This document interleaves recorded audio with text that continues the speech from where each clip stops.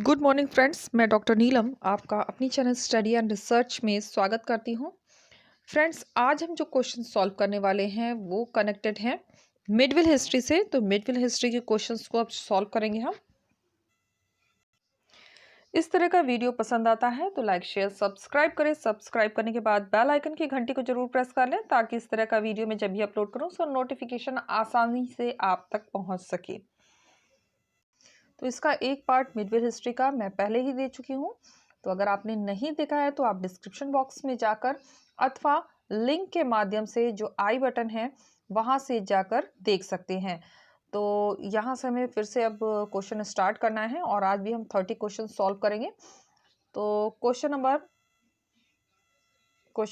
पर नहीं जाते हैं, सीधे हम क्वेश्चन सॉल्व करते हैं क्योंकि क्वेश्चन नंबर काफ़ी इधर उधर हो गए हैं। तो मंदिरों के अवशेषों से कुतुबुद्दीन ने किस भवन का निर्माण कराया? तो जिस भवन का निर्माण कराया था कुतुबुद्दीन ऐबक ने, वो मंदिर था कुव्वतुल इस्लाम मस्जिद। ऑप्शन डी हमारा यहाँ पे करेक्ट होगा। प्रशासन को अधिक सक्षम बनाने के लिए इल्तुतमिश ने क्या किया?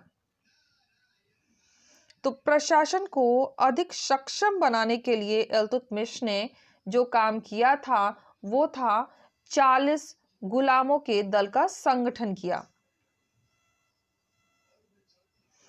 इल्तुतमिश कालीन मुद्रा को कहते थे, तो यहां पहले से ही टिक मार्क है, टंका कहा जाता था। दक्षिण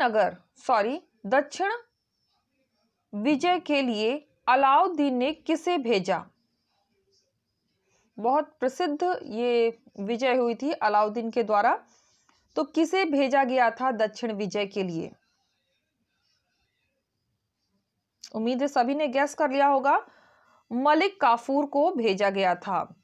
ऑनलाइन क्लास में जल्द ही स्टार्ट करूंगी, थोड़ा समय अभाव के कारण मैं ऑनलाइन क्लास नहीं कर पा रही हूँ, तो जल्द ही मैं कोशिश कर रही हूँ टाइम निकालने के लिए, तो हम ऑनलाइन ही क्वेश्चंस को सॉल्व करेंगे। तो चलिए नेक्स्ट क्वेश्चन पे आते हैं। अलाउद्दीन खिलजी के शासनकाल में मुख्तराज के क्या कर्तव्य थे? तो मुस्तकराज के जो कर्तव्य थे, सबसे पहला दे रहा है कृषकों की भूमि की पैमाइश कराना एवं राज्य को प्राप्त होने वाला कर का भाग निर्धारित करना। तो ये नहीं कर्तव्य में आता है। इसके बाद दूसरा पॉइंट बी में कहता है कि कृषकों से बकाया भू राजस्व ग्रहण करना। तो ये ही मुस्तकराज का कर्तव्य था, कृषकों से बकाया भू राजस्व ग्रहण करना। अलाउद्दीन के प्रमुख वजीर को कहते थे? अलाउद्दीन का जो वजीर था वो कहलाता था दीवाने वजारत।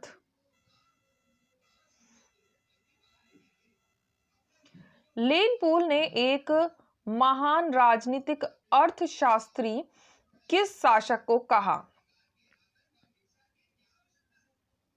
लेन पूल के द्वारा कहा गया है, ये ध्यान रखिएगा। ये कहा गया है अलाउद्दीन को। दिल्ली के स्थान पर देवगिरी को राजधानी बनाने का कारण था। तो क्यों देवगिरी को राजधानी बनाया गया था? तो इसका कारण जो सामने आ रहा है वो हो जाएगा देवगिरी का साम्राज्य के मध्य में होना, सेंटर में था, जिसके कारण इसे राजधानी बनाया गया था। सांकेतिक मुद्रा के अंतर्गत सिक्के किस धातु के थे? तो सांकेतिक मुद्रा जब चलाई गई थी मोहम्मद बिन तुगलक के द्वारा, तो वो सिक्के थे तांबे के। मोहम्मद तुगलक को पागल किस इतिहासकार ने कहा है? तो मोहम्मद तुगलक को पागल कहने वाला इतिहासकार है एल्फिंस्टन। निम्न में से कौन सा नगर फिरोज तुगलक ने बनवाया था? तो फिरोज तुगलक के द्वारा बनवाया गया नगर था फिरोजपुर। सल्तनत कालीन वह कौन सा शासक था जिसने अपनी आत्मकथा लिखी? सल्तनत काल की बात कर रहा है, तो सल्तनत काल में जो आत्मकथा लिखी गई थी वो लिखी गई थी फिरोज तुगलक के द्वारा। सल्तनत कालीन गांव का शासन करता था। गांव का शासन करता था। कौन शासन करता था?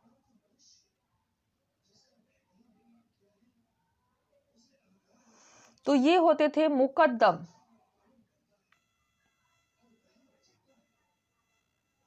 लाल बख्श किसको कहा जाता था?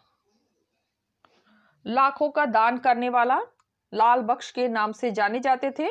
वो था कुतुबुद्दीन ऐबक। विजयनगर साम्राज्य का संस्थापक था। तो ये सभी को पता होगा, हरिहर और बुक्का।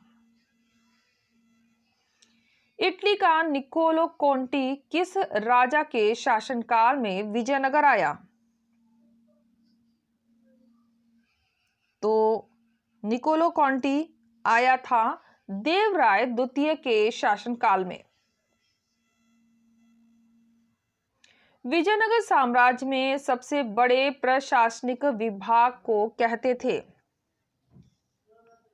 तो जो प्रशासनिक विभाग था वो कहलाता था मंडलम। गजबेटेकर हाथियों का शिकारी किस विजयनगर शासक को कहा गया था? तो ये कहलाता था देवराय द्वितीय। नेक्स्ट क्वेश्चन पर आ जाते हैं। कैकोकोलस किसे कहा जाता था? तो कैकोकोलस कहा जाता था मंदिरों के समीप रहने वाले जुलाहे को। बाहमनी राज्य का संस्थापक था। तो बाहमनी राज्य का जो संस्थापक था वो था हसन गंगू। यहां पे कंगू लिखा हुआ है लेकिन हसन गंगू होगा। महमूद गावा कौन था? तो महमूद गावा था बाहमनी मंत्री।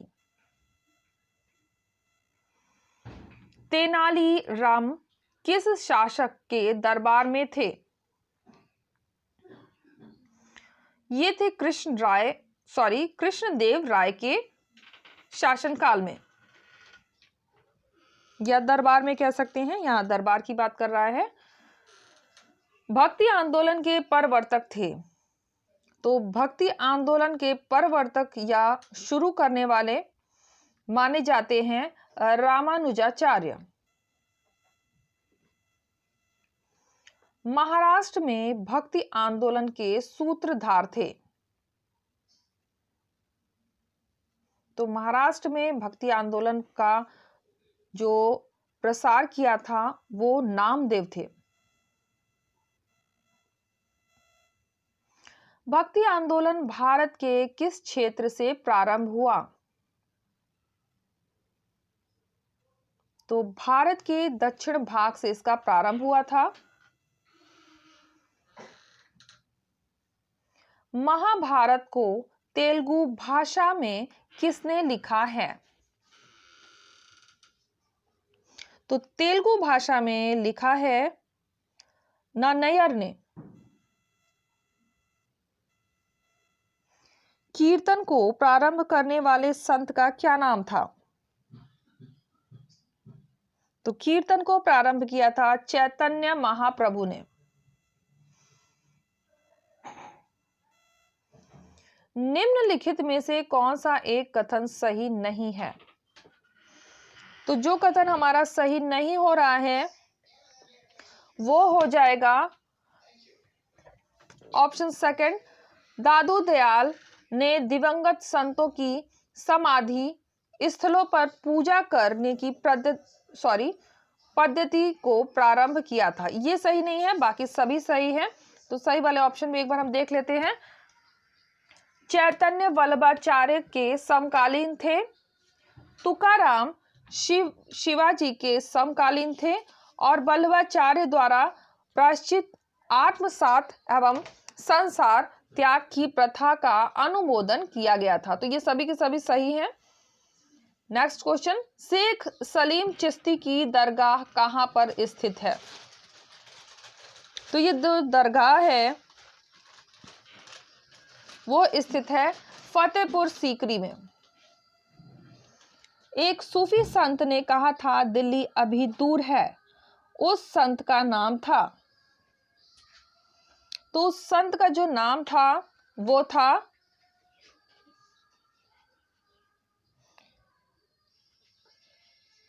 निजामुद्दीन औलिया।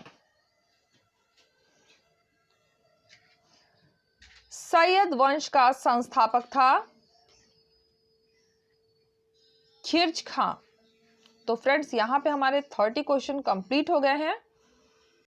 तो फ्रेंड्स हम आ गए हैं प्लेलिस्ट में। मैं आपको एक बार स्क्रॉल करके प्लेलिस्ट दिखा रही हूँ। इसमें आपको काफ़ी ओल्ड पेपर मिल जाएंगे, जैसे कि एनटीए, यूजीसी, नेट के, पीजीटी, टीजीटी के। तो इन वीडियो को अगर आप देखना चाहते हैं तो इसके लिए आप जाए डिस्क्रिप्शन बॉक्स में, और डिस्क्रिप्शन बॉक्स में लिंक दिया है, लिंक के माध्यम से आप इन सभी वीडियोस को देख सकते हैं।